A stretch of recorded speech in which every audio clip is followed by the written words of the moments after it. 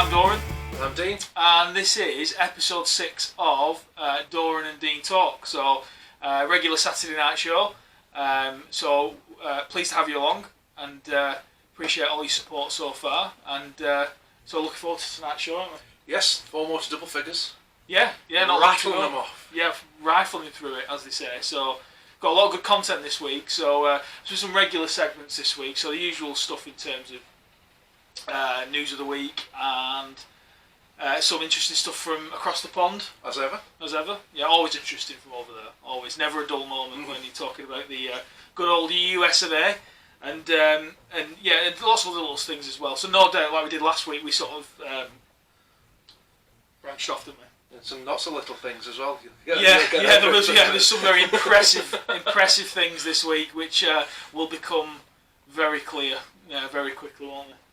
Won't be hard to spot. No, won't be hard to spot. No, definitely not. So without further ado, I think the first thing is.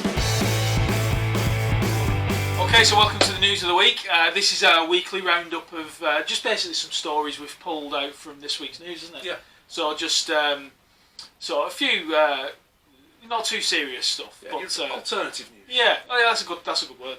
Definitely alternative news. It's a great way of framing it. So, but all true though, I hasten to add, and pulled from reliable news sources. I think it's safe to say, not just made up. These are genuine stories found on the good old interweb. So they are all there, believe me. So you can we do a bit of research backing these things up. So. Bit being the operative word. Yeah, a bit, yeah. And we pick out all the best bits and leave the shite out, basically. So yeah, first story this week which really caught our eye, but was a big fan of boxing, by the way, and even though I never really liked him when he was a boxer, to be honest with you, but we're talking about Carl Froch, super middleweight fighter. I don't think he ever lost. I can't remember now. But he had those mega fights with George Groves, didn't he? Those 2 mega fights. You've lost me, mate. Yeah. Last fight I watched was Tyson Holyfield. When we were in Tenerife and he bit his ear all off. Oh yeah, gruesome. Yeah, he spat it out in the middle of the ring, didn't he? Yeah, he was an animal, weren't he? He better chewed it. Yeah. Finished it off. Yeah, I know. Yeah, if you're gonna do it, you don't spit it out, do you? No. It's horrible. A life lesson for you there, ladies. Yeah, exactly. If you're gonna bite it, swallow it. Yeah, we're off already. Yeah, it started. 4 minutes in. Yeah, 4 minutes in. So yeah, this story sort of stood out for me, and you might think I'm going down the sport route here, but the fact, no, it's not that. So the only thing is the fact that he's a sportsman. But anyway, get into it. Carl Froch has joined sort of a growing band of numpties. Cranks basically, who believe that the Earth isn't round. Yeah, they think the Earth is flat. Yeah. So, I mean, it beggars belief, to be honest with you, and you know, sort of hundreds of years of science, you know, they don't believe it. But yeah, so anyway, he's come out with his statement, the fact that he thinks the Earth is flat. Now, and what they think, because I'm thinking, okay, so they think the Earth's flat, so they think it's like what, just like a disc, rather than a globe. Yeah. So, okay, so then I read on a little bit, and apparently what they believe is that the North Pole, get this right, is in the middle of the disc. So imagine a disc. So imagine an LP. Yeah, it's got an LP. That's right. Or a CD if you don't remember what an LP is. Yeah. CD probably. Or a donut if you don't know what a CD is, because we're getting to that age now, aren't we? Yeah, we are getting to that age. So essentially, where the label is where they think the North Pole is. And right. Yeah, I know. Yeah, stay with me. And then on the edges, they think that's the South Pole, but they think the South Pole isn't a pole as such. It's just a complete wall of ice, all the way around the edge of the flat Earth. Yeah, I know. So yeah, I don't get it really, and I know that they're not. You know, these people aren't. Well, they are stupid for believing it, but they're not stupid people. You know, they're not. I mean, the successful sportsmen and Freddie Flintoff was the same. I read that. In the same art, I know. Yeah, I like Freddie. I do. I like him as well. And yeah, he believes that the Earth's flat as well. But I don't know. I mean, conspiracy theorists and all that. I mean, I get it because there's quite a few things I believe in as well, but this isn't one of them. It's not one of them.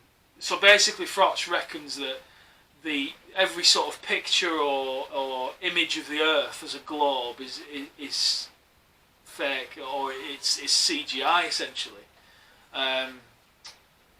So they use CGI in what 60s and before that, the 60s with moon landing, weren't they? And that was just man on the moon. They did plenty of other space exploration. They did, they did. And they thought that, I think, even before then, I think when they were doing surveys and stuff, even when they navigate the oceans, they use the stars for navigation. And I think that's dependent on, obviously, the curvature of the Earth and where it's just not. Well, obviously, to any sane person, the Earth is a globe. So if you wanted to get from, say, I mean, some think people, it's how did Japan attack America in World War II? Because they would have had to sail all that way, because they thought they went fucking that way. You know what I mean? Yeah.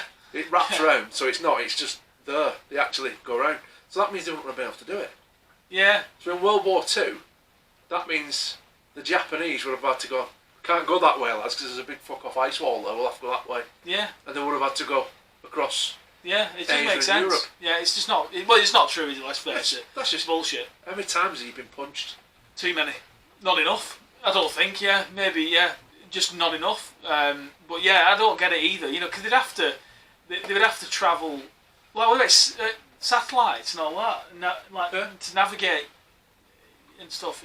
It's bullshit. Because I was saying before when we were doing research that. You see these really cool experiments where kids and college kids sort of send up little GoPros on helium balloons. So apparently they're all in cahoots with NASA, and they have these wonderful devices that can create CGI that makes the Earth look round. So yeah, but point being is that as you've seen, when they go up, you watch them all on YouTube, just Google it, and they raise up into the atmosphere and then they break the edge of the atmosphere, and you can just see the curvature of the Earth. Not to mention there's all these private companies now going into space and everything. So are they all in cahoots? And the other thing I was thinking, actually, when we was setting up, why would you lie about it? There's no advantage. Yeah.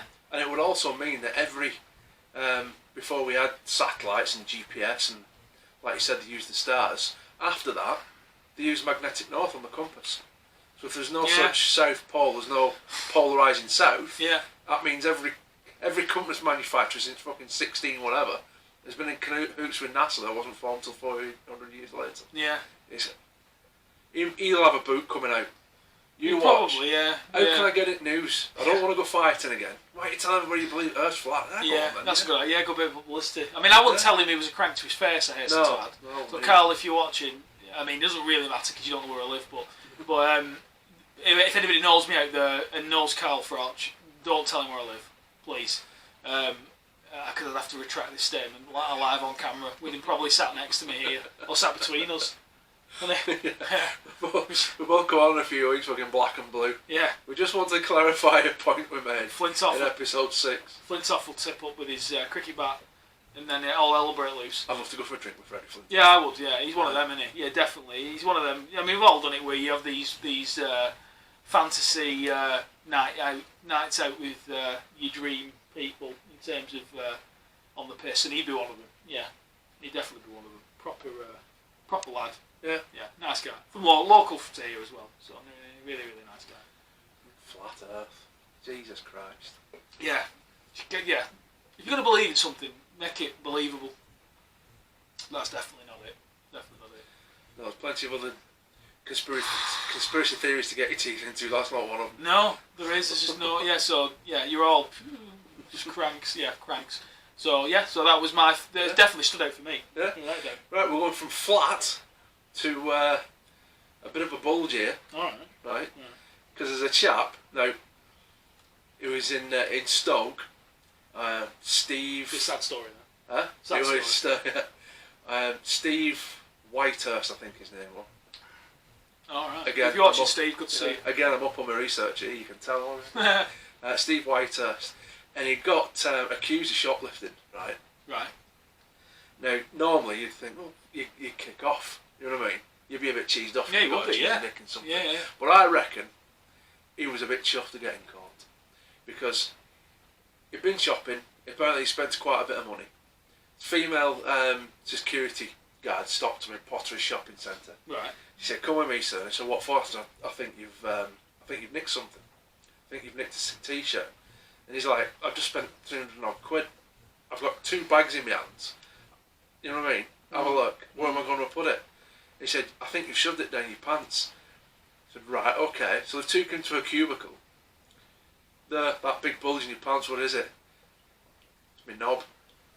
Apparently he's well endowed, this chap. 10 incher. Nice. And it's been sticking outside of his leg. Oh, so he's gone for the Like sort of the leg. Like a tripod. Yeah. And it was just, I just thought, bloody hell, that is definitely the start of many a porno, isn't it? Yeah, it's a great. What's that in your pants? Yeah, it's me dick. Yeah, it's a true story. Yeah, yeah, it would be, wouldn't it? That's amazing. Well, every credit to you though. I mean, that's an impressive. I know your pain. Wish I had a 10-inch knob. I'm not cutting 2-inch off it over anybody. But one of them, he said in his interview, I had this did him a load of good for his rep and image. He said, "I don't understand it because I just spent like 300 odd quid. I had £4,000 worth of gold jewellery on." Can you spend 300 quid in Stoke? You probably bought Stoke. You probably did. Yeah, probably did. No, it is a shithole. I've driven through it. I've never stopped. No, good job. Yeah, I've never felt the need. No. But he spent 300 odd quid, and he said in his interview, he said, "I had £4,000 worth of gold jewellery on, and I had £4,000 cash in my pocket." I think he.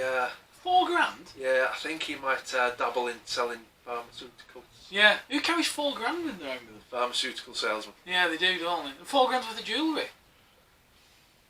He says. Yeah, I mean, cogs, yeah. Yeah. It's like having that. It's like on a computer game, isn't it? Where you got your what do they call it? You know, your itinerary. And you've got your bullets and your medipacks. Oh yeah. And all. I don't know what itinerary. Yeah, so he's like so he's inventory. Like inventory. Yeah, so he's got like a sort of a encyclopedic knowledge of his inventory. Like a Skyrim. We played Skyrim. Yeah, you do it on Minecraft, don't you? Yeah. Carry 17,000 pork chops and 19,000 loaves of bread. Yeah, they should do that. They should do a Minecraft mod with, what's his name? Steve. What? Steve. Let's call him Steve. Steve. You called Steve now. Yeah, Steve. You should do a Minecraft mod with Steve with his enormous penis. You know, his pixelated penis. So, just going round killing security guards with his massive penis. Like that, remember that slightly pornographic video game in the 80s and 90s, Leisure Suit Larry? Oh man, Do you I love remember Leisure Suit Larry. How good was Leisure Suit Larry, everybody? That was brilliant. They did a newer version as well. I had it on, what did I have it on? On PC or something. It said, like, 2000 and something, and it was, loved it. Loved it, yeah. Like, it's fuck all now, but when we were like, we were late teens, late teens when it come out, yeah. It was a proper Naughty. stir and a half, wasn't it? Yeah, naughty. Good funny though. Yeah. Yeah, funny. Yeah, really, really. Leisure Suit Larry, yeah. Yeah, should do that. We'd get him with like a crushed velvet tracksuit. The mecha looking. I'd love a crushed velvet tracksuit. Why? Don't know. Yeah, it's one more, I don't know. Big gangster, isn't it? A bit gangster? Yeah. That's a bit Goodfellas, that. Yeah, I'll fulfil that ambition one day. I will do. But yeah, what emotions would you be pissed off that you've been accused of theft? Or would you be, oh, this is going to be funny as shit. I think I'd just be like that. Yes. And just drop your trousers, wouldn't you? Yeah. But no, to basically mistake your bulge for sort of where you shove down a t-shirt, that's quite impressive to be fair. But no, I mean, for him to even be in the press, you know, tells you a little bit about him, doesn't it, I suppose. You know, but Stoke Subway franchise, because they're all franchise stores, aren't they? Subways. Yeah. They're not like a conglomerate. They're all franchise. Oh what?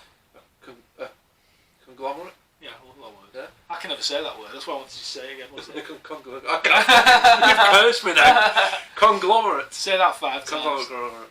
Yeah, they're all franchises. Yeah. Subway, Stoke, the Potteries shopping centre, 10-inch sandwich, the Steve. Oh yeah. Yeah, very Meaty good. with extra cheese. Oh, a few stray hairs. Dip it in an Uber bag before you serve it. With mayo all over it. Oh God. It'd have to be a stinking bishop cheese. Shavings of stinking bishop. Oh, it's all, yeah, they have to do that. Special. Well, they do specials. They do specials all the Steve. time, yeah. The Yeah. Steve. Yeah. Get it done. Get it done, Get it Subway. done, Subway. Yeah, so from penises to what have I got next here, remember? Is it me? It's me, isn't it? Is it me? I don't know. No, I don't know either. You'll have to excuse us because the planning before this got rather messy. As you can see, Yeah. I'm drinking spirits today. Yeah, so. it's flowing today. There was we have to have we have a prompter, as you'd expect. We can't talk sometimes, but we can't perform for this long without prompters. No. It just can't be done. And it's dead high tech as well. Yeah, dead eye tech. Yeah, it's like those magnetic letters children have on the fridges and stuff. No, it's not really. It's a little bit more advanced than that, but only a little bit. So if you see me looking over, it's only so I can get to. But I do remember because I've just seen it. Yeah. So basically, the story I picked up on going from Steve, we'll leave Steve in Stoke. But I suppose he'll need a lot of this, won't he, Steve? Yeah. Yeah. Blood flow. Oh yeah. Blood flow. Yeah, and take a lot of effort to keep. I keep talking about Steve now, so it's probably going to be a running thing. This. It take a lot of blood, wouldn't it? Yeah. A lot. And to sort of perform with an instrument of that nature and size, you need to be well hydrated. So the thing I picked up on in my story was about hydration. So they all say, don't we? I mean, I don't drink enough frigging water. Drink enough alcohol. I know that much. And but no, I don't drink enough water. I didn't until we got a water cooler at work, and ever since then, I've drunk loads every day. Probably because it's free. Yeah, yeah. There is that. There's something a bit. Whenever anything's free, you just OD on it, don't you? Yeah, could have been anything. Anything. Yeah, it's true. Yeah, it's like our place. They have little sweets and stuff, and little sweets dotted about. You can't help it. You can't walk past them. Can't. Impossible. I'll have one. And then walk past again. I'll have one. And then you walk past. Sometimes you have enough control to walk past it, and then you think, oh, I didn't get one. And you go back, you get two. What spike one? Yeah, yeah. But you can't help it. You can't help it. But no, I was saying about having enough water and stuff like that. They do say, I mean, there's all these guidelines about how much water you drink. I don't know. It's some of the amounts they're talking about. It's horrendous. So like 3 litres a day or something, and that's. I don't know about you, but I'd be pissing constantly. Yeah, constantly pissing. I couldn't do this show. Certainly sipping water all the way through it. Nah. No chance. No. I'd have to have a bucket in the corner. You can actually die drinking too much water. Yeah, I remember reading that. There was a. I'm going. Oof. When was it? Well, years ago, there was this woman who drowned because she was a fitness fanatic and was on this diet that required it. And I must admit, it was something really silly. It was something like, I don't know, 6 litres a day. Yeah. And at the end of one of the days, she drowned. Her lungs flooded. Well. And she drowned on dry land in her front room. Well, that must be another one, because the one I knew about, she was saying she was on the diet. Yeah. And she was drinking just fucking constantly. And she drank that much water that it diluted the sodium in her blood. Christ. And yeah. She started feeling a bit iffy. Yeah. And there was no sodium in her blood and it killed her. Scary stuff. Yeah. Scary. But no, this study that they've done, another study, by the way, another set of experts. Oh, this is not like the save calories by eating half a pizza, is it? No, well, it's not far off, but no, it's there's a little bit of more science behind it, but not much. Anyway, what we were saying was that, to stay hydrated, we've all been taught since year dot that, drink plenty of water. Well, in fact, this study's found that actually water isn't as hydrating as you would think. So, for example, if you drink plenty of water, it's a good hydration tool, if you will. But you do tend to go to the loo quite a lot because of it. So anyway, point being that they reckon that well, first of all, milk is more hydrating than water, which is interesting. Well, it's good for me because I drink shitloads Yeah, I of love milk. I do. I drink loads of it. I love it. Yeah, I love milk. I could drink pints of it. Yeah, really, really nice. But I cannot eat a piece of cake or a biscuit without a glass of milk. Yeah. It's just not right. No, it isn't right. No, you're right. Shortbread and milk. Oh, sure. Fuck yeah. Oh, Jesus. Yeah. Shortbread and milk and flapjack and milk. It's all good. Jaffa cakes. Oh, stop it. Yeah, you're right. I dip my Jaffa cakes in milk and all. Yeah. Sponge gets saturated. Yeah, and all you guys over in the States with your crazy cookies and stuff, you do all that, don't you? You do all that. But no, so basically what we're getting at is the interesting stories say that actually it's okay to stay hydrated on stuff other than water.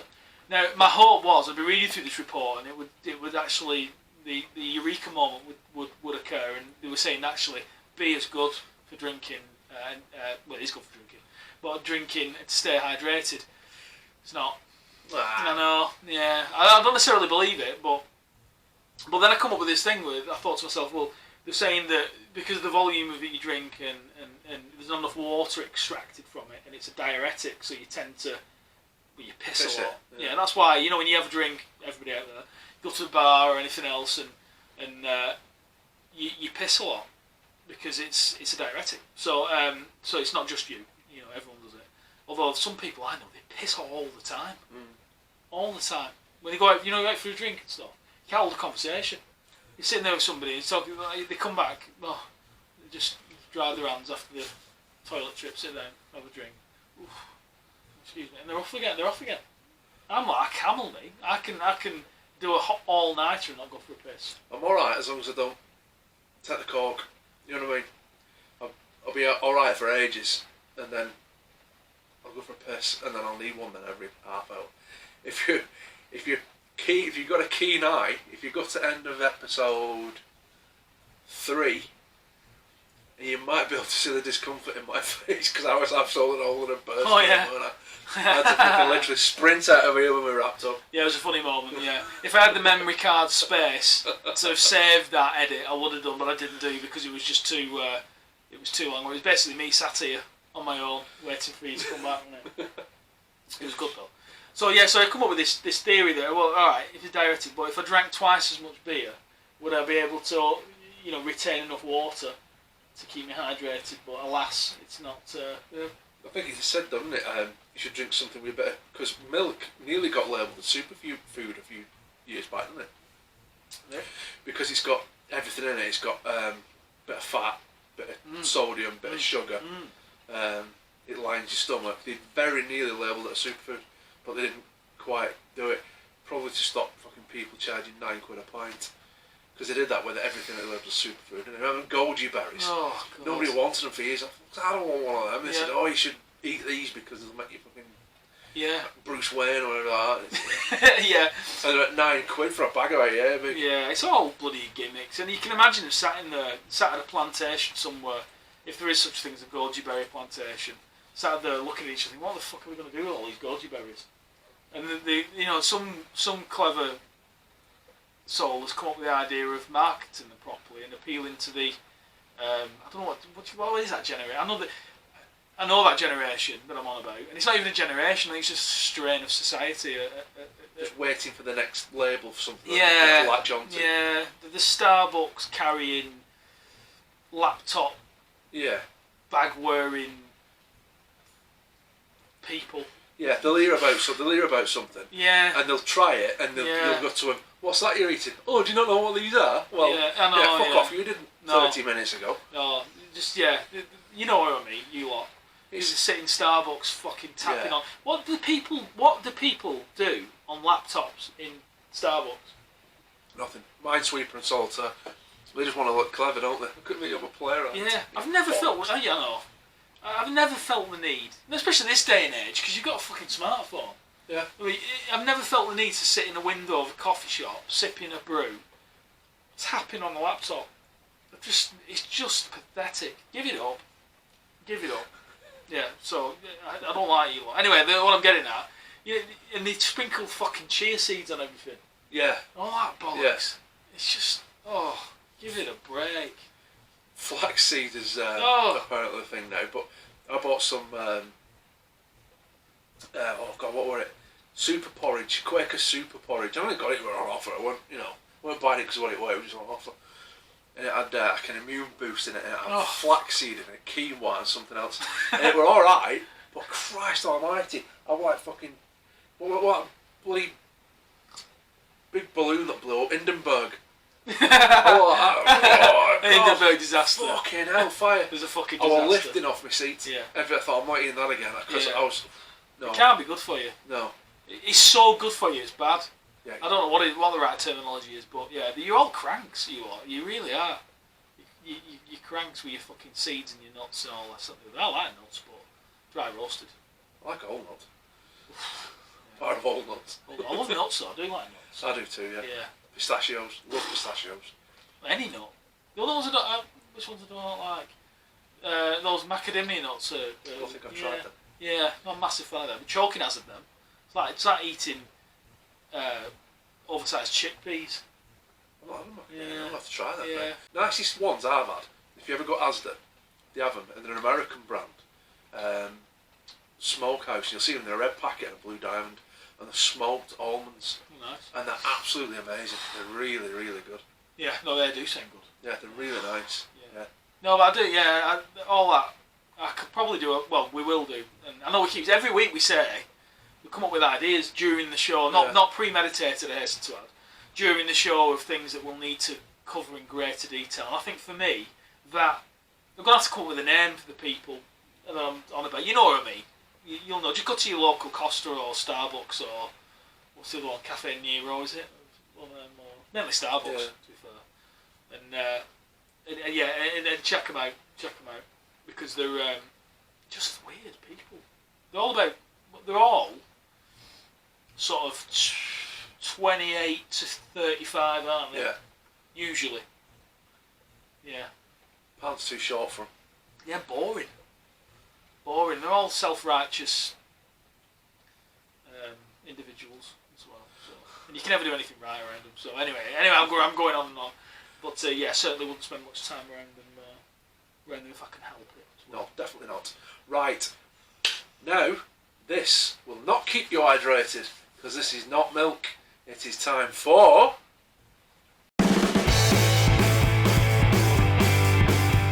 Right, mate. Drink of the week. Yes. Yes. I'm on a redemption mission today, because last week the drink was absolute pap. It was shit.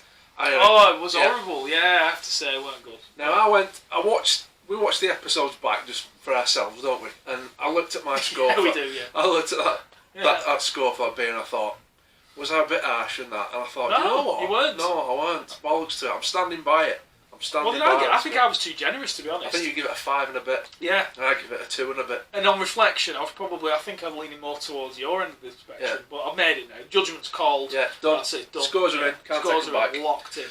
So, we're going to try and redeem our drink section this week. Brilliant. Now. Yeah, it weren't good, that beer. It weren't that one. It was Yeasty Boys, wasn't it? Yeah. It's not that it weren't bad. It just didn't taste of anything. No, I was like drinking her. It was like, was it on Spaceballs where they buy cans of her?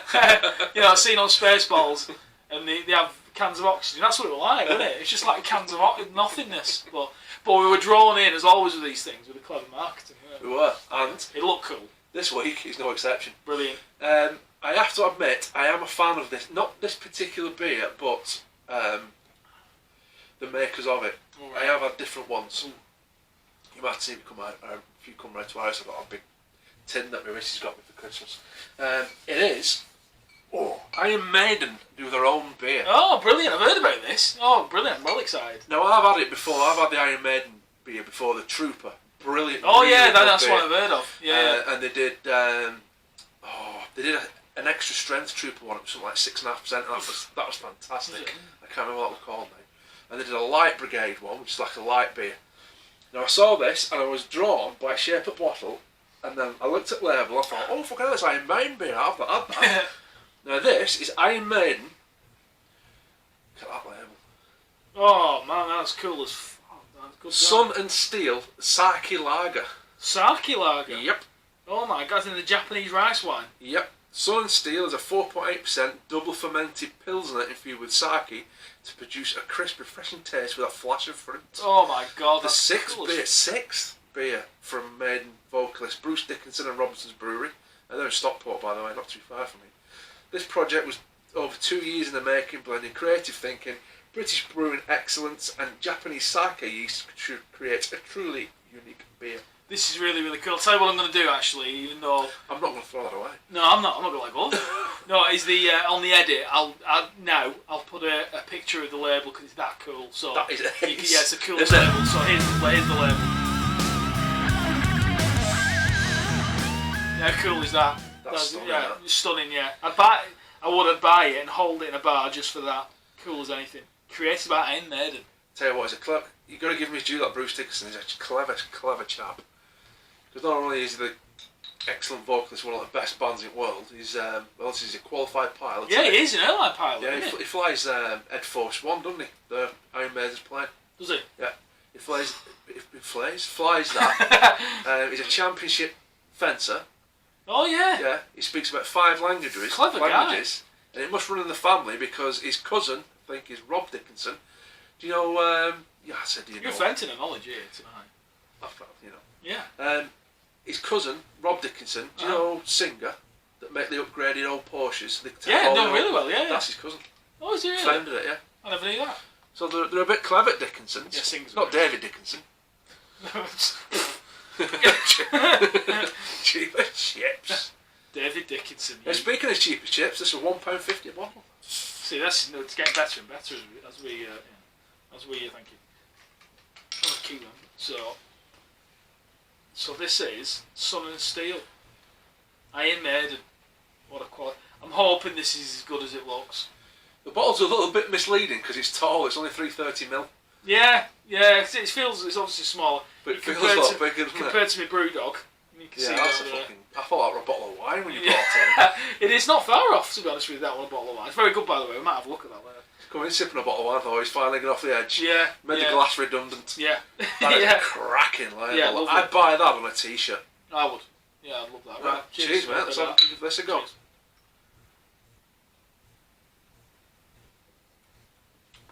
Yeah, lovely that. Tell straight away. Oh, it's clean. Yeah. It is clean. Getting all the Oz Clarks coming out again. Get your finger out. We'll spit it all over the lens in a minute. Okay. Sandalwood and jet fuel. I'm not sure I get a sake. Do you get it?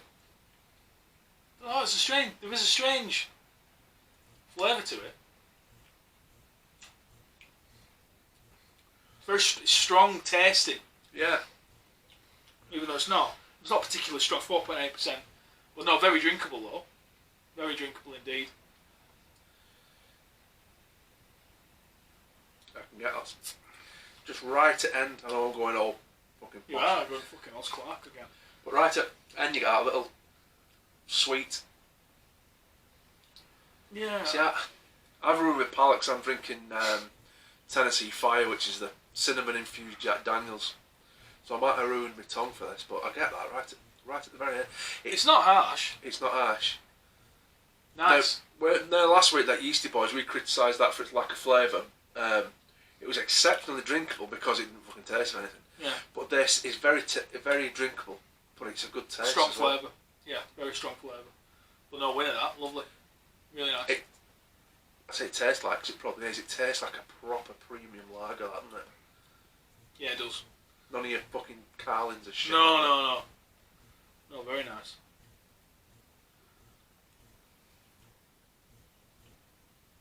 Well, for me, that's lovely. Really, really lovely. nice. And again, as I've said repeatedly on the show, is that I'm not a massive beer man. It's not really my area as such. However, even though I'm going through a lager phase at the minute, this is nice. Really, really nice. Certainly something I'd buy. So I'm gonna have another go. So excuse us a second.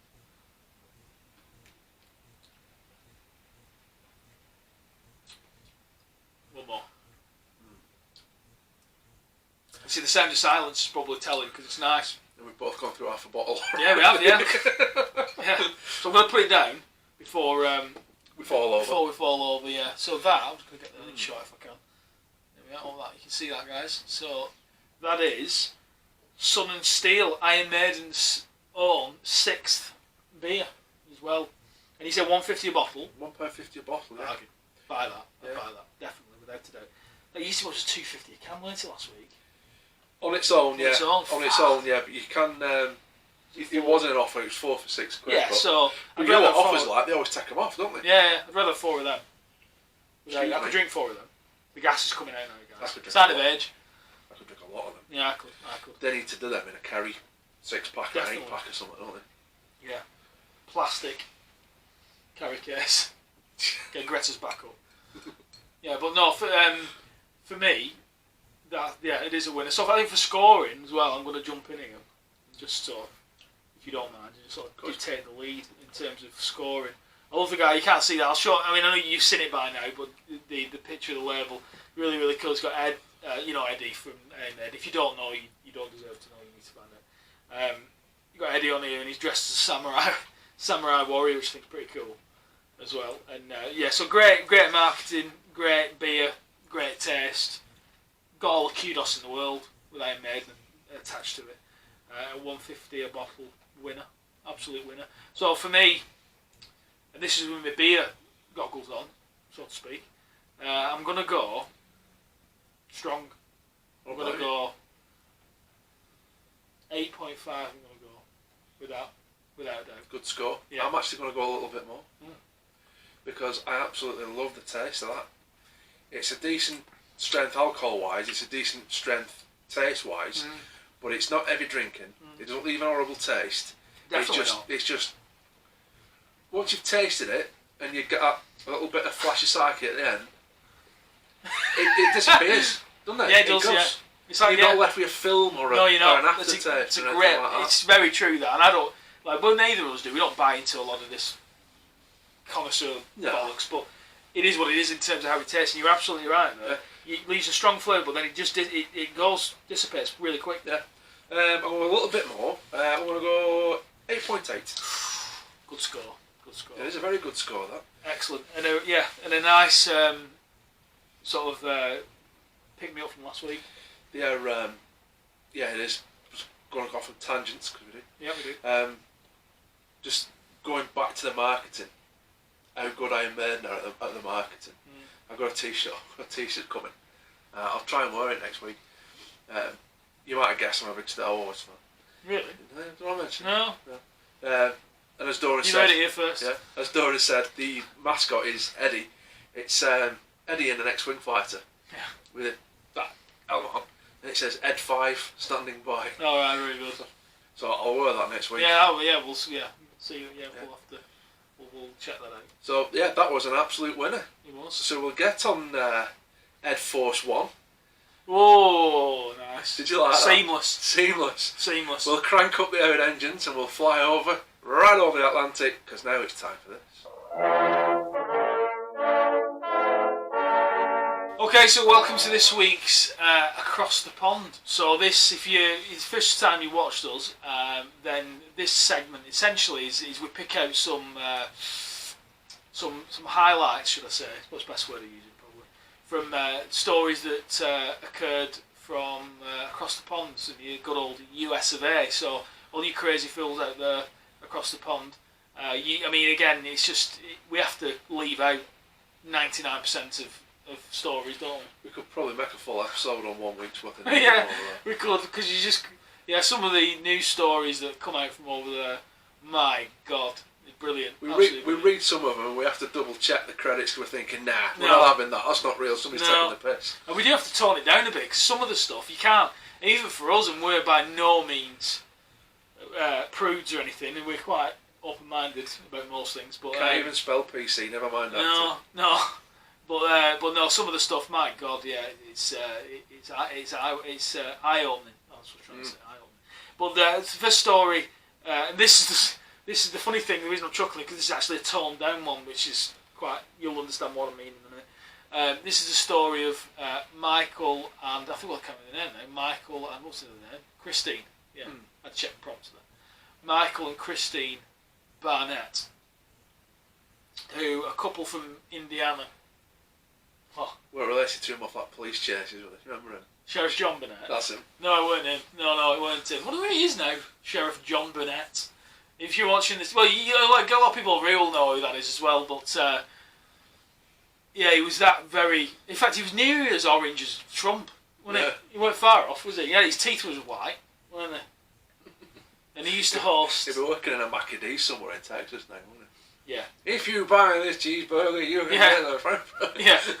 Yeah, there was he used to walk on set with these like mock arrests going on in the background. He never took his eyes off camera, did he? Never. When we were getting in and out of car and everything like that, he's just looking at camera all the time with his big fucking white veneered teeth. Yeah. And there's somebody like unrolling police tape in front of him as he was walking past. And he like Dean said, he's like this, looking. Like one of them painters that follow you around room. Yeah. Yeah. Yeah, he was a character, Sheriff John Burnett. I wonder where you are now. We'll have to find out. We'll find out. Yeah, find out where you are. So this couple, Christine and Michael Barnett, have been up in court, I think this week. I think it was in this week when they've been either at a hearing or something. Anyway, story goes that they were, on the face of it, doing a good deed. They were looking at adopting the child. And in 2010, they were successful. They adopted I think she was from the Ukraine, this little girl. And she was, I think she was 6 years old at the time, allegedly. And everything was fine. And then the behaviour of little Natalia, her name was, sort of spiralled out of control. And this all come out in the court hearing. And as it transpires, when you start reading the story, you sort of immediately go against the parents or the adoptive parents, because there's you think, they've been cruel or whatever.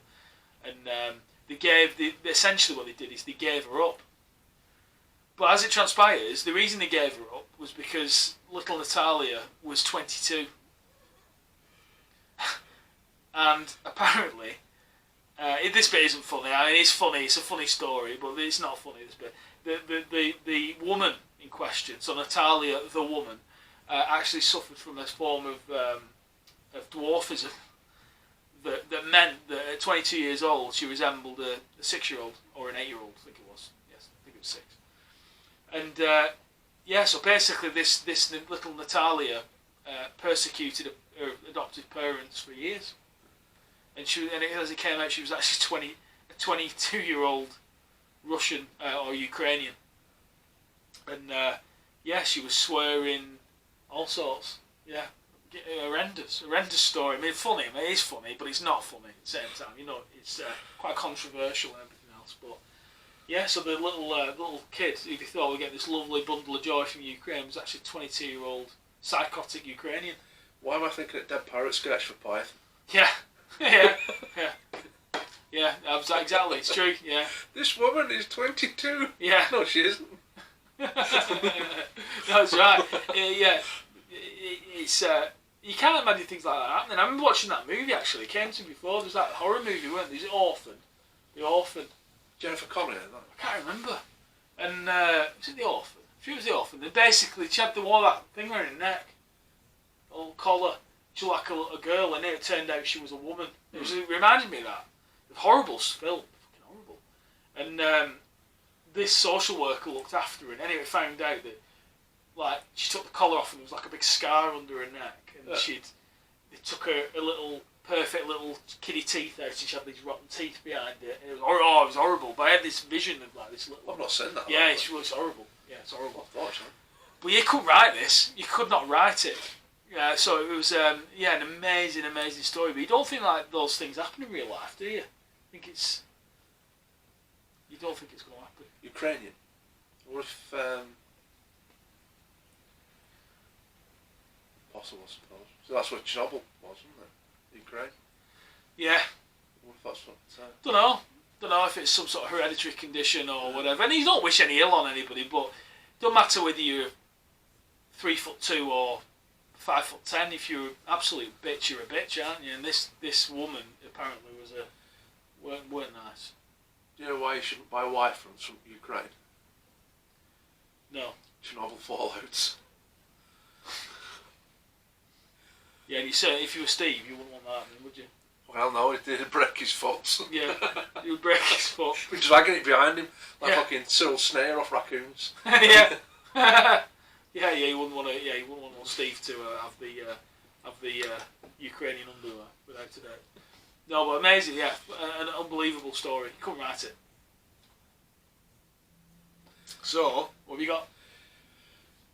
We've said what we're in now, episode 6. Each episode's 6, roughly between an hour and a half. So it's a lot of time, and it is a lot of time. we've stayed away from the B word. We've been good. Yeah, we've seen. I'm amazed we've managed. I'm sick of fucking hearing about it, and I'm sure you lot are as well. So Yeah. that's why we stayed away from it tonight, and we've stayed away from the God Save the Queen from the fascist tangerine, Mr. Trump. Yeah. But no, can't do it. We've managed 6 episodes. We've got to do it because finally they've trying to start impeachment proceedings against him. Yeah, they're after him now. Finally got the teeth into it, and hey, ties back. The Ukrainian president, wasn't it? Mm. He was, when world leaders talk to each other, they have an actually plethora of people listening into them. So they can't say he said, she said, you know what I mean? Yeah. So they've got like CIA and NSA and Yeah, they monitor. yeah, they monitor everything. So apparently what he's done is he was speaking to this newly elected Ukrainian president, who I think was a stand-up He comedian. was. I was just going to say. I remember that from the news. He was. Yeah, He was a stand-up stand-up comedian. comedian. Yeah, it's like us electing Peter Kay. Not a bad thing. Yeah. Yeah. Yeah, Benny Hill, more nice fucking. Yeah, we've got Benny Hill in now, haven't we? Yeah, we are. BJ. Very apt. So he's talking to this new Ukrainian president, and he's basically asked him to do him a favour and investigate former vice president and presidential candidate for next year, Joe Biden, because him and his son were on the board of a Ukrainian gas company, and Trump's got it in his head that he did something dodgy. So he's asked... Because he's righteous. Yeah, oh yeah, he's fucking squeaky clean. Yeah. So he's asked this Ukrainian president to look into him, and he's basically hinted that if you don't do it, you're not getting your $400 million in military aid, which he did hold back, but he said, coincidence. Yeah, he did say coincidence. It was only a couple of weeks before this phone call as well, apparently. Yeah, it was. Yeah. And to make matters worse, or better for us, they found out that the phone call, they store them on servers so they can look at them. They've moved this phone call to a server that they...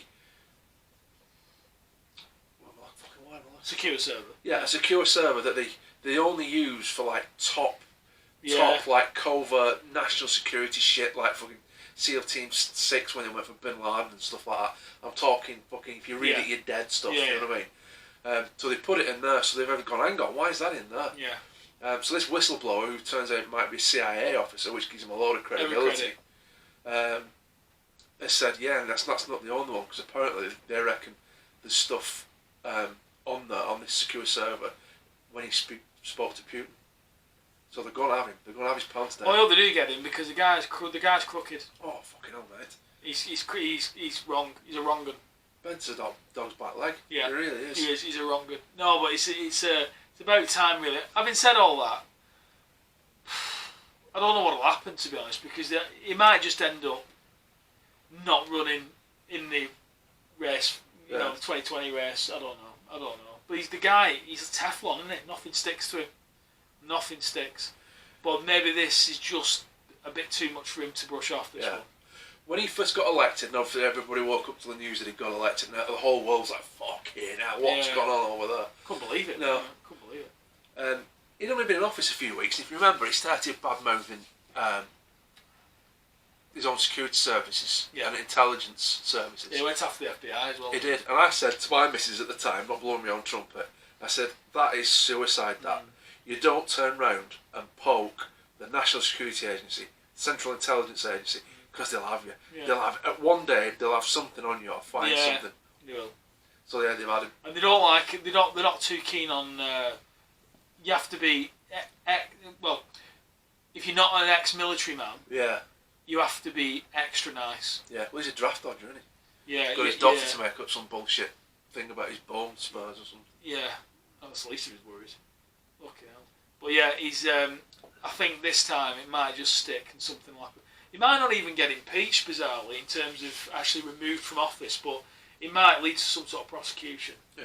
Which it might do. But something needs to be done. It's been a national. Well, I'm not an American, obviously, but if it was me, it's a national embarrassment. Yeah. It really is. So matters work for him to show the ineptitude of his administration. They got the transcripts of the call. Yeah. What is he? Is he a Republican? Yeah. He's a Republican, isn't he? Yeah. So Republicans have got the transcripts of the call because obviously they're in power. They said, right, these are transcripts of the call. Let's go through it, study it, and like kind of make up. No, he didn't mean that. He meant that. You know what I mean? Just twist it on. Yeah. So get that, and we'll send it to everybody. Send it to everybody, and tell them to have a good read of it, and then we'll make up basically some bullshit to defend him. They sent it to the wrong email server and sent it to Democrats first. So the Democrats actually had it before Republicans got That's it. brilliant. Yeah. So they're going to have Clever people then behind the scenes. Yeah.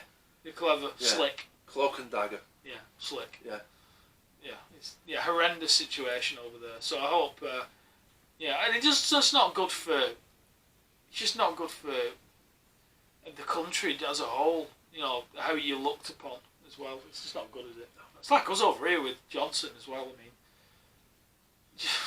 he's our Trump, isn't it? Really? Yeah. They're up He each is. other's arse as well, aren't they? Yeah. There's that big controversy with Johnson, isn't there? That American businesswoman, that Curry. I think she's American anyway. Cheers, mate. Yeah, sort of appropriating funds, taxpayers' funds for. Well, let's not beat around the bush. She's obviously banging her. Poor woman. I know. Yeah. He's all right with women though, doesn't he, Bob? He Johnson? does, yeah, but they all do, don't they? All in power. he must have a fucking STOKE deck him. Yeah, he could do. That was our prompter just falling over, by the way. That's how I take. Yeah, I'll cut that out. So yeah, it's not. It doesn't look good, and they always have these women chasing after them, these power hungry. It's like when women marry serial killers. Yeah. And it's that's weird. You're strange creatures, you women, aren't they? Yeah, careful. Yeah, be careful. Yeah. No, you are. You are strange I creatures. don't know, my missus is making something for me when she's watching this on her iPad or something. Oh, alright, okay. Yeah. Half a measure of domestos in your spag bowl. Yeah. There could be repercussions. So yeah, I'll gloss over that one.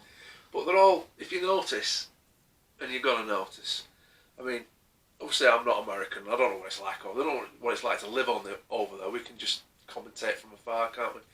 But you went from one of the most intelligent, in my opinion, articulate, sensitive presidents ever in Obama. Classy guy as well. He was just class, wasn't he? Yeah. Yeah. And he was black. Yeah.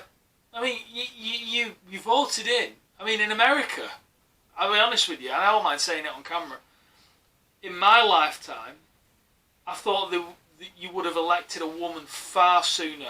It's a sad indictment, this, by the way. I don't mean this far sooner than a black guy. I did, and that's because you've got certain divisions over there and certain things. Yeah, and that was another thing that astounded me. But yeah, classy guy, Obama. To go from that, I mean, I don't know what the whole Hillary Clinton thing was, but I have it on good authority from some American people, and I know that despite all Trump's bluster and arrogance and overtly knobbedishness, apparently she's a fucking snake, and they actually got the better deal with him. The lesser of two evils, so it were. Maybe, but I just think following a democratic agenda would have been a better course for him. That's all. Yeah. Because all he's doing is he doesn't really care about the electorate other than his own followers. He realises he's not going to win people over, but what he does do, he makes sure that the people that follow him love him almost to a fanatical level. Do you know what I mean? Yeah. So he knows that if he gets his supporters fanatically following him, he can pretty much do what he wants. It's like it was wherever they were, I can't remember. The other day, he spent 10 minutes in climate change speech. He spent 10 minutes in there and he got up and he buggered off. And then went and held a forum for religious freedom of speech and stuff like that for the the proper Bible Belt people. Yeah, cranks. Yeah. It doesn't matter what religion you are, you always get them. Religion. That's a special and a half. Yeah, it's a whole other ball game, that one. Lot to answer for. Not that I'm against people of faith at all, but yeah, lot to answer for. Yeah, they're nut jobs. Yeah. But so he thought he could only donate 10 minutes of his time to battling climate change, but went to a Bible Belt bash. A Bible Belt bash, yeah. So, yeah. What a tool. What an absolute lazzic. So yeah, maybe it'll get sorted soon. I hope it does, and I hope they come and get you. I really do. So I think is that it? I think we're pretty much that's all we can That's take. it for Across the Pond. Yeah, we have to end it after that. Memory card's only so big. Yeah, and the Trump thing, there's no word you go after that. Tell you where we go. We're going back to Japan, because now it's time for this. Right, so now it's time for Snack of the Week. Yes. Now, Food. If you're not familiar, go back and have a look at the other episodes. Obviously, we've done the Drink of the Week. Now we do Snack of the Week. We've just had the Sun and Steel from Iron Maiden. It was lovely.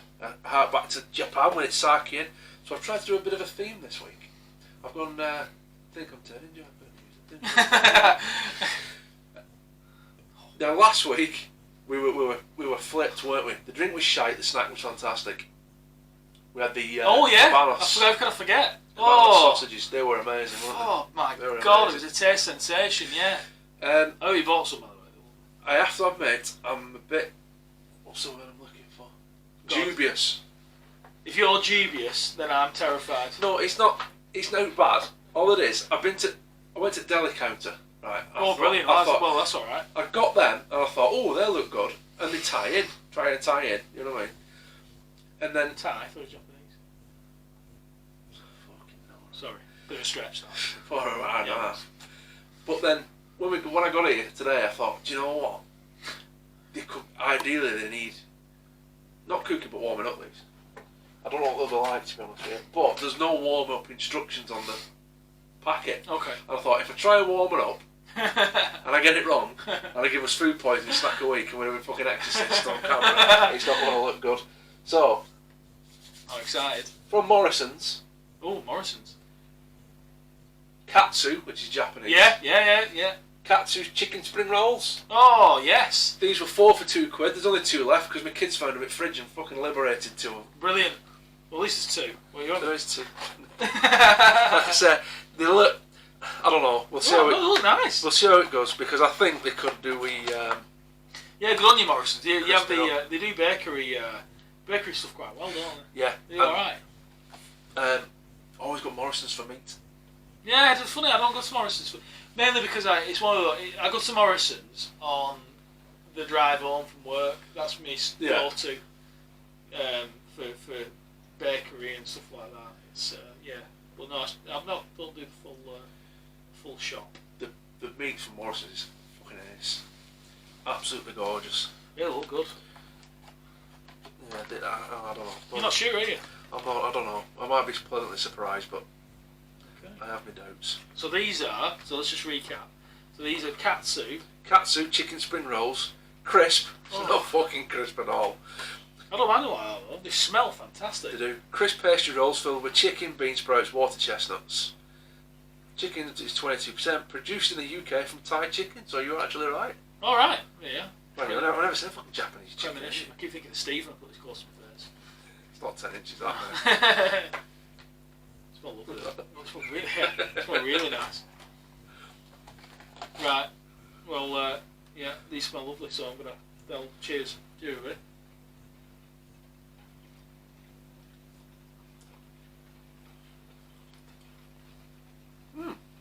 Pleasant surprise.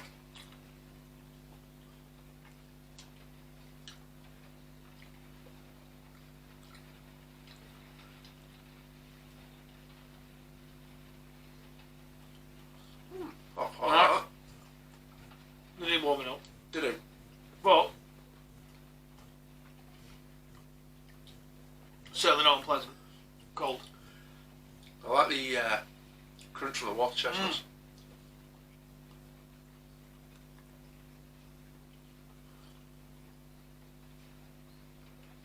Sorry, I'm bothering you.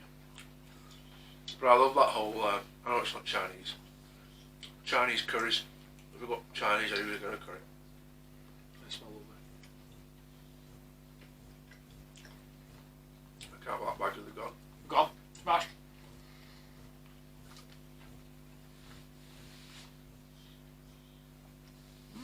Yeah, very nice. They're very strong flavour. Yeah. Very nice. And like I said, water chestnuts in there. And a bit of texture. But yeah, I could eat 4 of them. Yeah. Easy. But yeah, you can imagine them crisped up in the oven. Yeah. With a bit of dip, bit of hoisin or a bit of sweet chilli sauce. I honestly feared that they were going to be dry as out sticks, but No, water chestnuts. I think the teeth of that. Nice and moist. Moist. Horrible word, that moist. it is when you have 4 M's in front of it.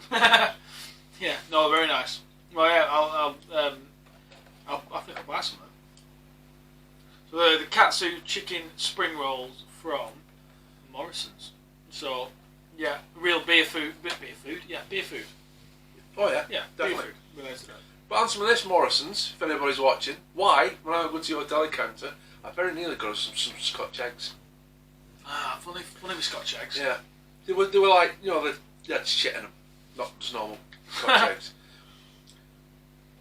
At the deli counter, so the fella behind the thing, they were £1 each, right? At the end of the deli counter where I got these from, where they packed some up so you could just grab them, so you didn't have to bother staff, they were 2 for £1.70. Yeah. Don't get it.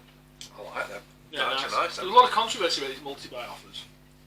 I know there's been a lot of these watchdogs sort of pick them up on stuff like that, so you've got to be careful, haven't you? But then again, just read the bloody offer. Usually, it's if there is a bit of a thing to suss out, then it's usually obvious, isn't it? Yeah. Tell you what cheeses me when they say 2 for £2 or something like that, and you top the actual prices up, you're saving like 5p. Yeah. And when they put stuff in, because I'm a tight northerner, I'm a sucker for the oops fridge. Oh yeah. For the bargain fridge. It's chaos. But it pisses me off when you go to bother of moving it, putting it in that fridge, giving its own little yellow sticker, and they knock like 4p off it. Yeah. And it's out of date that day. Yeah. It's probably because one of the employees wants it. Yeah. So they just thought, no, I'll just stick a couple of pence off that and then I'll have that at the end of the shift. It's probably what it is. Yeah, they were crazy, a lot of them oops fridge frequenters. There's one woman in Tesco, have you seen her? She's in there every day. The psychopaths. She's in there every day. And once they've knocked a load of money off strawberries and stuff like that, and she's practically knocking people out of where with trolleys get to the front. Oh, they do. Yeah, they're crazy over there. They're crazy. They do. And it's, yeah, the strange people, aren't they? Very strange. There's bargains to be had, but not to that extent. No, you don't Is need it worth your it. time? You don't need it. You're not going to have to go home and eat it all that night. That night. Yeah, you just can't. Can't be done. Can't be done. But not love it though. Go on then. What rating are we going to give the katsu chicken Well, spring roll? I think if they'd have been hot, it'd have been, not that they weren't nice, don't get me wrong, but if they'd have been hot, it'd have been a high one. Yeah. But because they weren't hot, but they were still taste really nice, I'm probably going to go, I think 7, bang on. Yeah, solid 7 for me. But they were nice, really nice. I'm in that ballpark. I'm in that ballpark. I want to go a little bit higher, but not much. Purely because they surprise me. Because usually when you have a cold spring roll, it's like chewing sawdust. Chinese stuff, though, you can eat it whatever temperature it is. Yeah. Don't care, day after, breakfast, whatever, not bothered. I'll eat Chinese. Chinese food is just... Why are you so thin? Why are Chinese people so bloody thin? Because you eat it with chopsticks. It takes them 4 hours. Is that what it is? It's not like us with pitchforks like that. I think it might be too, they have little bowls, don't they? Yeah. With me, I have like a trough. Portion control. Yeah. I don't have any control. Oh. Just... Tangent. We're watching Diners, Drive-Ins and Dives last night. Oh, so yeah. I know we're both like that. Yeah. And there were a chap on there and he was cooking this belly pork. I love belly pork. Oh, belly pork. Yeah. Well done, piggies. And he chopped it up into little cubes, and sound were right down. And I had it down. I was watching it downstairs, so I had it on Sky Plus. And he chopped it into little cubes, and he put it in like a Le Creuset casserole dish. And then he started putting all this fucking white stuff on it. And I don't mean a bit. I mean, like 3 or 4 blocks that size. I think, what the pissing hell's he putting on that? So I rewound it a bit, turned sound up, and it was lard. Oh. Right? So we melted all these blocks of lard in it, and Guy Fieri's going, ooh, yeah, lard. Oh, yeah. And it sticks in the oven for like an hour and a half, and it comes out, and all the lard's melted, and it's bubbling away in this lard. He took it out and deep fried it, right? And then put it on a salad. You just... I mean, what the fuck is going on? Talk about a contradiction in terms. Yeah? Yeah, maybe I don't know. Maybe they think it balances it out. I don't know. So Pork belly, you don't need to do it because pork belly's virtually all fat anyway, isn't it? Yeah. Yeah, I love pork belly. Oh Christ, it's got to be done right though. It's got to be done right. I once went to a place, not to bore you, but I went and I ate at this sort of pub in Yorkshire, and the pork belly was done over 24 hours. Yeah. In the oven. It was absolutely, people who travelled. There was like American Werewolf in London, that pub in the middle of nowhere. Oh yeah. Yeah, like Royston Vasey off League of Gentlemen and stuff like that. It was like that. Middle of nowhere, and the pork belly, and they'd bring it out, and it was just like a shell of crackling on top of it. Oh. And it was you could feel the heat pulsating off it on your face. And they gave you this little jug of jus, and you'd pour it over, because it was cooler, and it'd just start popping as you poured it over, because it was that hot. Yeah. Oh man, it was so horrifically bad for you, but oh so good.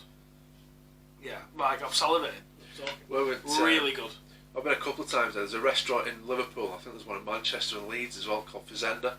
Oh yeah. Yeah. Yeah, the barbecue restaurant. Yeah. Yeah. And they bring all these cuts of meats for you, and it's like an all-you-can-eat. It's quite a deal, but it's bloody good. Yeah. Salad bar itself is amazing. And they bring all these cuts of meats for you, and you try them all. And you can eat as much as you want. And they did one, and they come out and said, would you like the pork belly? I said, yeah. Well, you look, yeah, and he gives you like 4 or 5 cubes. And it was crisp as out. Yeah. But they put it in this honey and cinnamon. Oh, mate. So good. Oh, mate.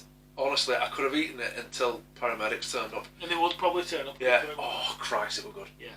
It was. Why is everything that's so good so bad? Do you think it's psychological? Like, if it was good for you, do you think we'd like it? No, it is. Apparently, it dates.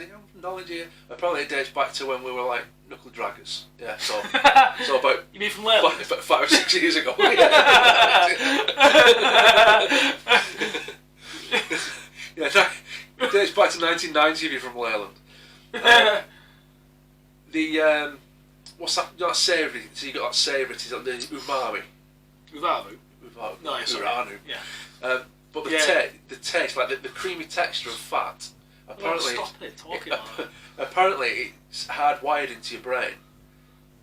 You're hardwired to crave it because going back. For sustenance. Yeah, because going back to insulation. cavemen. Yeah, going back to cavemen, your body's telling you that it's. You need it. I don't think I need any I don't more need it insulation. anymore. No. But I'm like built for winter, mate. Another useless ass fact from me. Interesting that though, yeah. So it is ingrained into us, rightly so, because it's fucking beautiful. Really, really nice. Really nice. I think that concludes our Greg Wallace section this week. Yeah. Yeah, he knows me. Well, no, I don't know. Sometimes I'm alright, other times he shouts. Yeah. Whoa! Yeah. Fuck off, Greg. Yeah. And he's.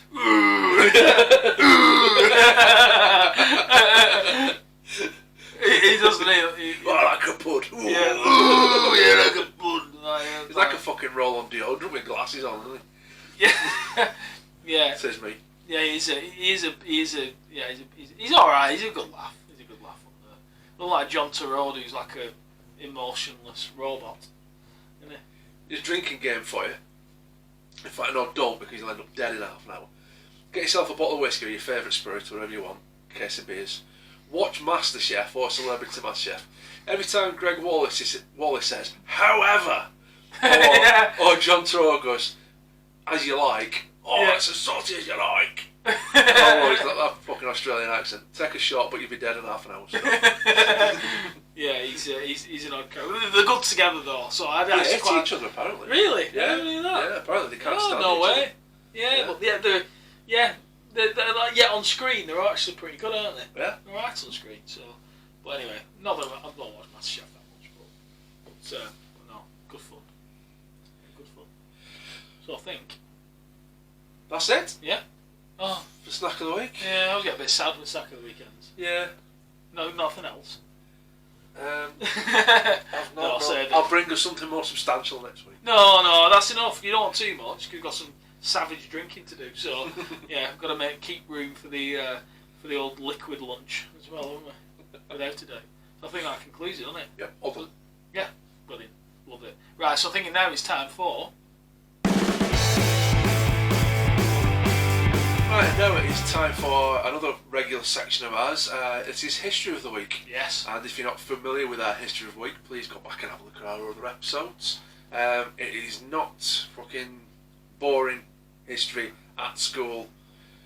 Roman wall building. Yeah, Russian Revolution shite. No. We try and pick out some right interesting tidbits from back in time. Yeah, not too far back. Enough to be relevant. Yeah. Yeah. Although we did do... Well, first woman that got killed by a car or something. That was a good one. Yeah, check that one out. Check episode. Was that episode 1? Yeah, man. Oh my god. Yeah, it was episode 1 though. Flown by. Yeah, flown by. So to start off with this week, I have got a little bit of a somber note, but hopefully we'll turn it into a bit of a celebration because he was a proper talent, this fella. It's quite close to definitely my heart, probably Doran's too. Cliff Burton, who was the bassist in one of our favourite bands, Metallica, was tragically killed in a traffic collision. Can't call them accidents anymore. No. 33 years ago. Wow, my God. 33 years. Yeah. So a real sort of pioneer, weren't he? Oh, yeah. Musician-wise, way ahead of his time. They always are, aren't they? Certain people, unfortunately, people that are taken from us that a bit too soon. But he was a very he was a pioneer. There's no other word for it really. He's a pioneer. It's just that, I mean, he did a lot. He did the riffs in Anesthesia. That was brilliant. But for me, he's always going to be known for the opening bass riffs of Through the Bell Tolls. Yeah, I agree with that. Yeah, with distorted bass and stuff. Yeah, amazing. And he sort of broke a lot of boundaries for bass players, didn't he? Because they were always.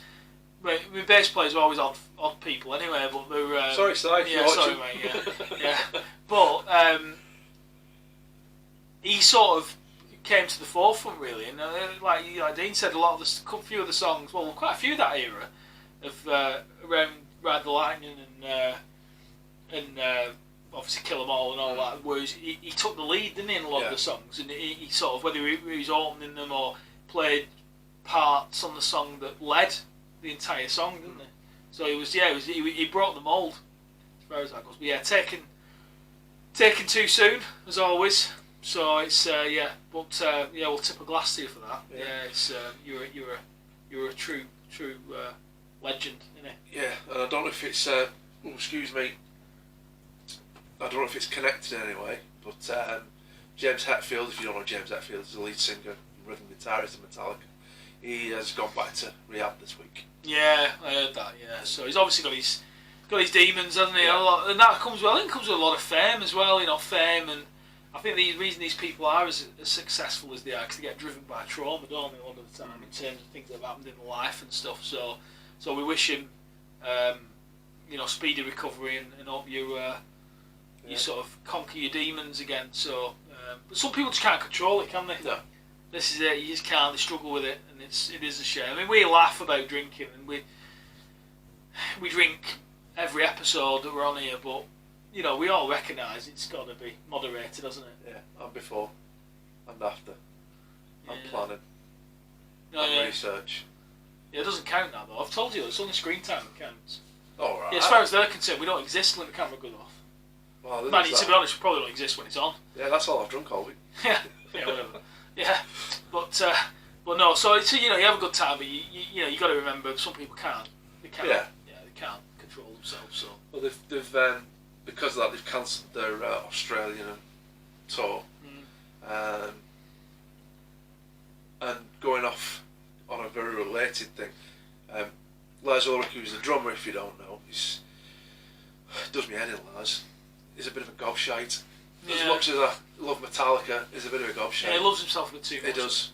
Yeah. Apparently, he has given an interview this week, and he reckons that Metallica want to continue for another 2 decades. 2 decades? 2 decades. He reckons they've in got... the 70s by then, weren't they? They're all roughly the same age. Give it a year or two, they are all roughly the same age. James Hetfield in 20 years will be 76. Yeah, you don't want to be rocking out to all those, like Whiplash at 76 years old, do you? No. More like fucking... Well, sound right, all look right. More like nappy ration. Yeah. Whiplash.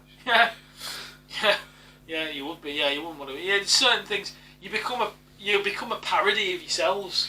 Yeah. Because it's, I mean, I suppose the Stones to a certain degree. I love the Stones, but when they get to like the age they're at now, they become a caricature of themselves. It's almost like a tribute act. Yeah. It's weird because you can't. It's a young man's game. You know. I know we're all getting older, whether we like it or not. It's a young man's game, that, and especially in the sharper end. You know, like Metallica and all that. It's a young man's game. Yeah, I mean, Slayer have packed it in this year. They're doing a couple more shows, and then that's it for them. Yeah. No more Slayer. No. To be honest with you, as much as I love Metallica, I started losing interest in Load and Reload. Yeah. They were fucking dreadful, them albums. Yeah. Death Magnetic redeemed themselves a little bit. Yeah. But... No, I know what you mean. But then again, I suppose it's like Maiden, funnily enough, like the beer we're drinking. Like, Maiden took the other path. They stayed true to... They had a little bit of a waver in the 80s because, like everything in the 80s penetrated everything to a degree. Yeah. But with Maiden, less so. Like Maiden are traditional rock, aren't they? Hard rock. Yeah. But other bands, Metallica included, I suppose, they tried to adjust. Yeah. And it either fails badly or you get away with it. And I think for a lot of the hardcore fans, it alienated them, didn't it? It might have attracted new fans to them. In fact, that's what I was going to say to you about Metallica. I don't know if you saw this, and I can't even remember who it was, but there was an American breakfast show on, and they had it was either a girl group or some celebrities on, and there was a woman, should I say not a girl, a woman on there, who was a celebrity of some kind, and they were on there, and she was wearing a sleeveless Metallica t-shirt, and it was Ride the Lightning. I'm sure it was Ride the Lightning with the with the scales, one with the scales on it. That's right, isn't it? No. Ride the Lightning was the electric chair. The sorry, scales not was Ride the Lightning. Justice for All. Beg your pardon. Sorry, Justice for All. And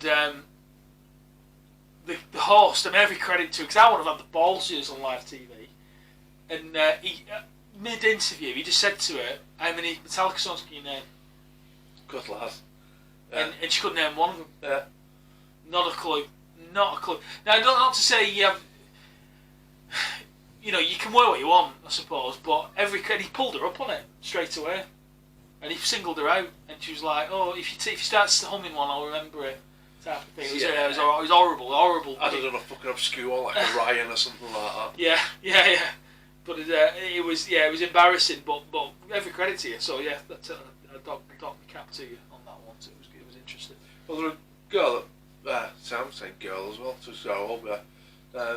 Young lady at work came into the office. This is last summer before, and she had an Appetite t-shirt on, Guns N' Roses Appetite for Destruction t-shirt on.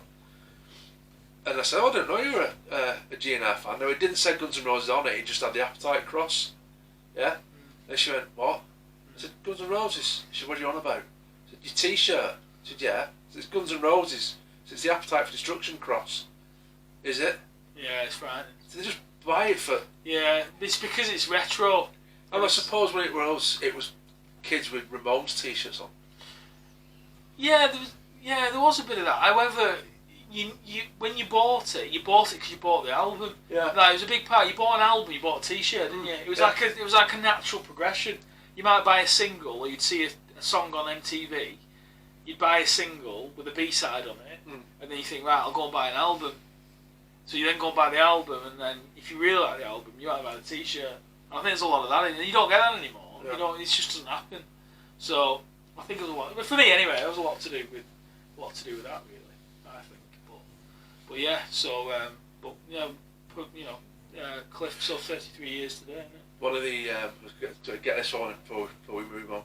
One of the Kardashians, I don't know which one, was like fucking 15,000. I lose track of it. Yeah. It wasn't younger ones. Christ knows who she is. She did something similar. You just mentioned that lady did with the Metallica T-shirt on. She went on some show with a Slayer T-shirt on. And if you don't know the difference between Slayer and Metallica, I ain't explaining it to you. Go and have a listen. So she come on with a Slayer T-shirt on. A Slayer do some pretty gruesome, cool designs on the T-shirts. So she's been on. Everybody's seen her with a Slayer T-shirt. The next show that they did, I think it was Kerry King, the lead guitarist of Slayer. He had his own T-shirt on. It said "Kill the Kardashians" on there. Every credit. Yeah, and he probably would as well, because he's a fucking lunatic. That fellow.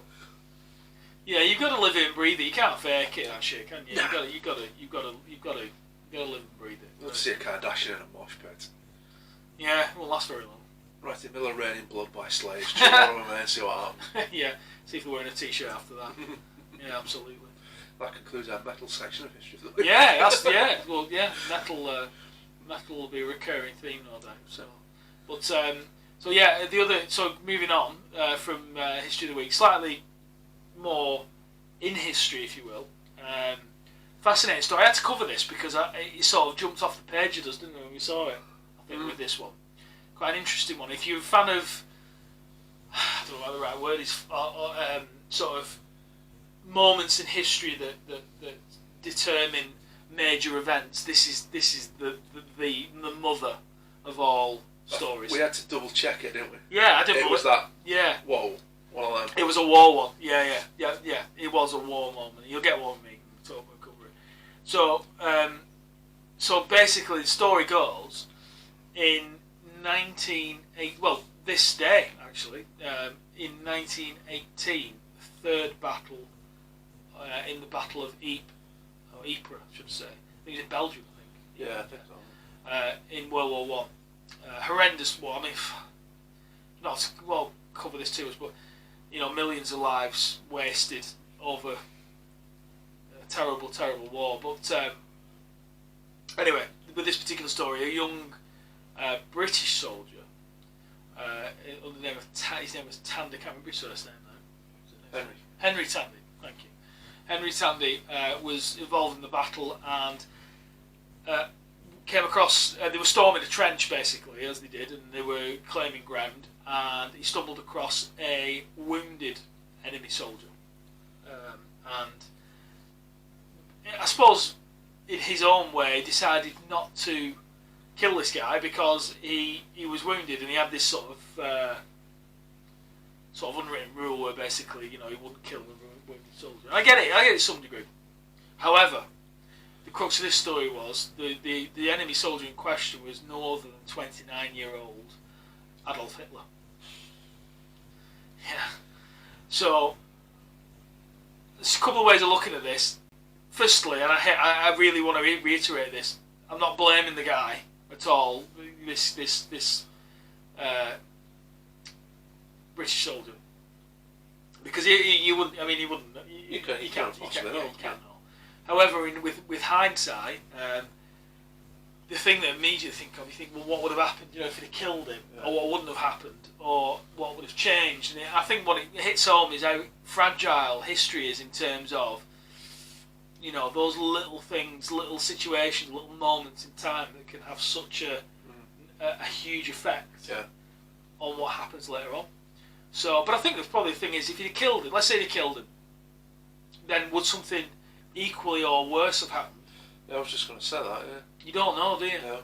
Scary stuff. Because as bad as any war is, but especially the two world wars, and especially World War II, a lot came from World War II that obviously changed the world. So obviously, I keep saying obviously, 1940s, they had all that, and then the world said, right, fucking, we're not doing that anymore. Do you know what I mean? Yeah. No, we're not doing, even though we have, but not to that extent. Yeah. We ain't doing that. The Japanese, when they got nuked, they said, right, that's it, our army's for defence only, we'll never invade another country. If he'd have killed Hitler, those lessons wouldn't have been learned in the 40s. So there wouldn't have been any World War II. So we could have got into the 80s and 90s and had the nukes. Yeah. But then I suppose you could argue then, would there have been the urgency or the need to develop nuclear weapons? Well, yeah, because it wouldn't if it had happened. Yeah, because they wouldn't have had to make them to end the Second World War.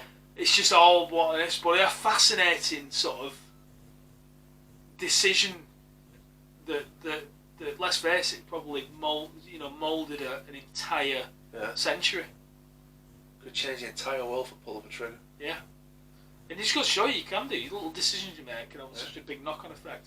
But yeah, who knows what would happen? But so needless to say, the Hitler obviously survived and went on to be the abomination he was. Vegetarian, you see. Yeah, yeah. Sorry. Yeah, you like me vegetarians to Nazis there. Huh? You like me vegetarians to Nazis. I didn't go that far. I just thought, we're getting to the end of the episode, we've offended most people, we've not dragged the vegetarians into this episode yet, so we'll get you. You know, stocking filler. We'll get you. So yeah, just I think it sort of you start thinking about, if you had a time machine, what would you do? Would you do anything? Would you go back and try and change it? It's weird. Yeah, who knows? It's like the end of Deadpool 2. Yeah, it is like that. And yeah, who knows what you do? I mean, would you try and do something? But you don't know what you're going to unleash. Butterfly effect, isn't it? Yeah, you might unleash something so much worse. You just don't know, do you? No. So we can't blame old Henry Tandy, I suppose. No, we can't. We don't. You don't want to. It's definitely one of the biggest what-if moments in history, but. Yeah, and then I suppose you think about it, the flip side, how many people who have been killed that would have gone on to be horrendous characters in history? Oh yeah. You don't know. You don't know, do you? No. There could be somebody twice as bad that did get killed. Or there could have been another a similar incident, and they could have been like the worse than Hitler. Somebody spared their life, and they've gone, he spared me. I'll change my ways. Who knows? Yeah, who knows? Okay, I'm me putting a rosy spin on things. I don't know. That's not right. That. No, it isn't right. No, we'll change that. Yeah, we'll cut that out. I'm not doing that again. We'll cut that out. So I think that takes us to the end of Issue of the Week. I think nothing else of it. That's it, mate. Yeah, we're done. So we'll give you another insightful snapshot of history next week. So with that in mind, we'll wrap up the History of the Week. And I think now it's time for. Okay, so here we are at Star of the Week. So again, just to sort of explain what this section covers, this is just we pick out every week a Star of the Week and a Twat of the Week as well. So as the name suggests, we pick out somebody that stands out this week in terms of just being doing a good deed or being somebody that stands out in a positive way as well. And there's no, usually when we sit down and research, we'll find maybe 2, maybe 3 examples of, good deeds or nice things companies have done something. But this week, no competition this week. So, and it's nice to. I think it's nice to pick out somebody like an individual or somebody that is unheard of a little bit, and even though he's got some exposure with the news. But this basically goes to a school in Ohio, kids. Yeah, I'm sure it was Ohio, and a field trip which was being taken to. I think it was like a fossil field where they go to sort of a quarry or something where they look for fossils and stuff like that. And there was a sort of grade. What grade would it be? Let me think. 10 would be grade 7, 6. Don't know. Yeah, 6th grade. I lost them all when they stopped doing years 1 to 5. Yeah, 10-year-olds. Yeah, and basically they organised a field trip to this fossil field, and there was a little girl in the she got Ryan. The name is quite strange, isn't it, for a girl? Ryan. We're saying that, yeah, Ryan. We're saying that. Yeah, we also know a girl called Ryan. Yeah. Right, mate. A little girl called Ryan in the class, and she was bound to a wheelchair. She has spina bifida, so limited what she can do in terms of activities and so on. So what they try and do is whenever anything comes up that involves the kids being taken on a field trip or out and about, is they'll try and organise an alternative one as well, so just try and include her. And I think they'd organise for this little girl to be off the school that day so that she didn't feel left out or anything like that, which is good in itself.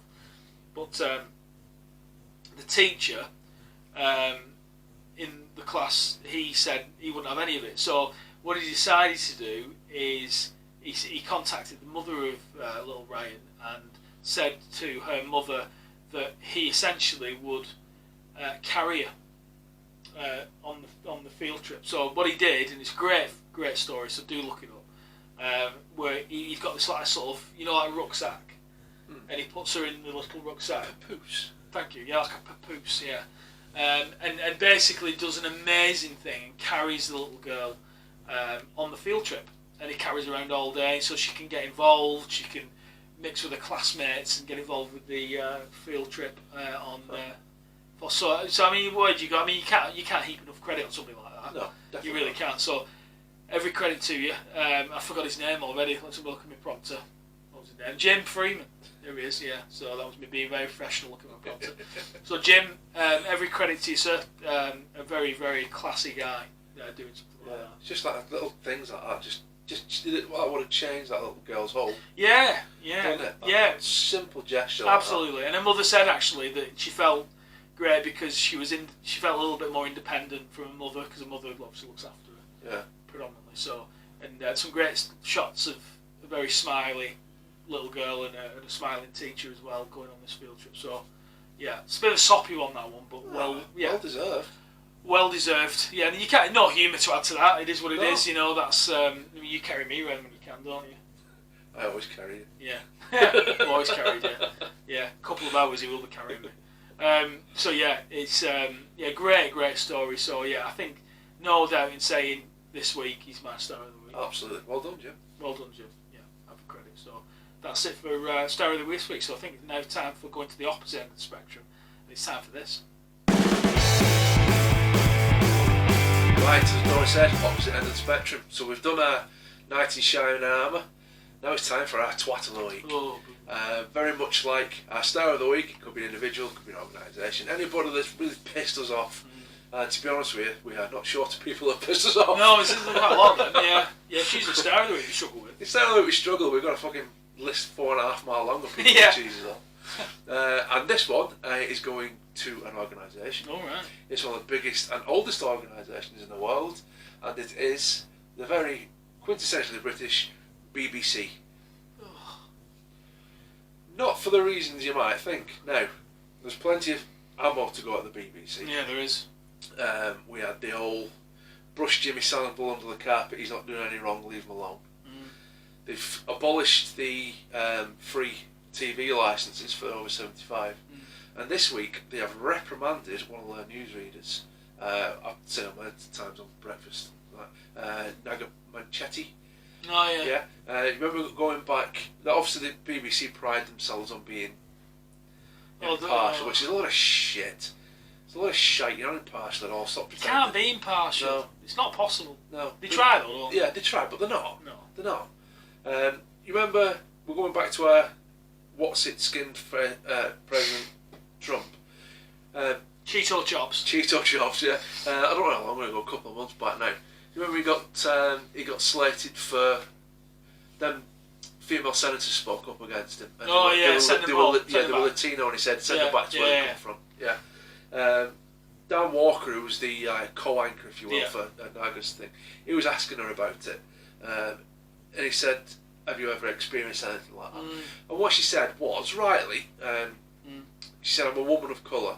If I ever hear that being said to me, I would take it that phrase would have its roots in racism. Yeah. And then she said, I'm not accusing anybody of being racist, it's just that whenever I've heard that, as a woman of colour, it's been... Yeah, undertones. Undertones, racism. That's all she said.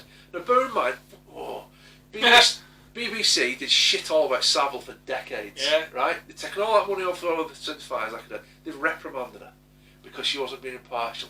Didn't go up to the standards. Do you know what it is though with the BBC? It's the viewers more than anything, because these things are actioned upon complaints. Yeah, they did get complaints. Yeah. Who complains? Why would you complain? Not only, even if I felt, in all honesty, even if I felt strongly enough about something, I wouldn't complain to the BBC. No. Would you? No. I don't know if they still have. They used to have a programme about it. Yeah, they do. They've got it now. They've got it now. And they read letters out. No, it's on. I'll tell you, it's on BBC News Channel. It's not called that anymore, Points of View, but it's called something similar. And basically, it's half an hour of them slagging their own corporation to provide balance, allegedly. But work that out. They used to write it into Terry Wogan, didn't they? Yeah. They write the letters into, and Terry Wogan hosted it, and they'd like put the letter on screen like and then like a fake phone call, didn't they? So it sounded like somebody reading it out. And he's all like, I was watching the BBC and I was disgusted and there's a fishing programme and somebody killed a fish. Yeah. Fuck off, get something better to do. Get a life. Oh. Get a life. Anyway, but more importantly with all that, she was right. She was right. And she should be allowed to fucking say that what he said was racist, because I don't care. But what he said was meant, it was racist. Yeah. It was racist. And there's, like she said, she's had it said to her, and she said from my interpretation, there's nobody better qualified at that organisation at that time to make that comment than her. Yeah, you're right. Yeah. You know what I mean? I can't imagine being working for the BBC. It's like working with your hands tied behind your back and a gag in your mouth. Yeah. You know, I mean, some people like that. We'll go back to Jimmy Savile again, ain't you? Yeah, allegedly, yeah. Some people do. But you know, I don't see how you can. I don't know what the right word is. Sort of carve a career out of having no opinion. Yeah, it's just no opinion. You're not allowed, you know, to voice an opinion. But anyway, I feel sorry for her. So, it would have had some credit. I'd still be pissed off about it. But like I said, if they hadn't have done the whole, you know, pedos working for years and doing shit all about it, if they'd have found them out, you know what I mean, and come down on it like a ton of shit, and sacked them and dobbed them in or whatever, then maybe they could get on the high horse about the impartiality. But I think what it is a lot of the time as well, you know, we're talking about those Starbucks frequenters. Yeah. I think a lot of them run the BBC. Yeah. They're just like so politically correct, and I think they're so terrified of offending anybody that they become this nothing corporation where they've got like, they're so besotted with being impartial that it's wet. Yeah. It's just wet. Grow some balls. Just, you know what I mean? Because the thing is with opinion, if you don't have an opinion, you can't promote discussion, can you? No. It's like question time as well. I mean, I don't watch it very much, but at least it allows people to have an opinion. But they're not BBC employees, are they? No, they're not. You know, that's the thing. Yeah. So, shit.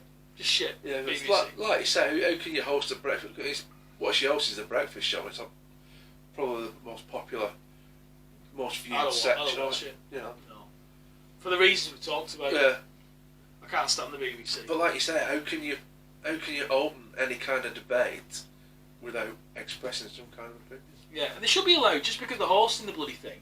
You don't have to agree with it, but they should be allowed to give a certain amount of their own opinion, because they do. You know, you have to. If they stuck strictly down the middle of the road and said, right, we're impartial, so Miss Manchester would have just sit there and gone, President Trump said to these women here that they should go back to where they come from.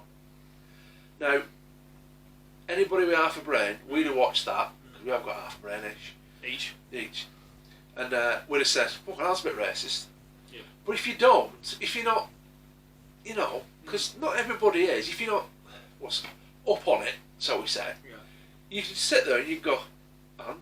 Yeah. So what? Yeah.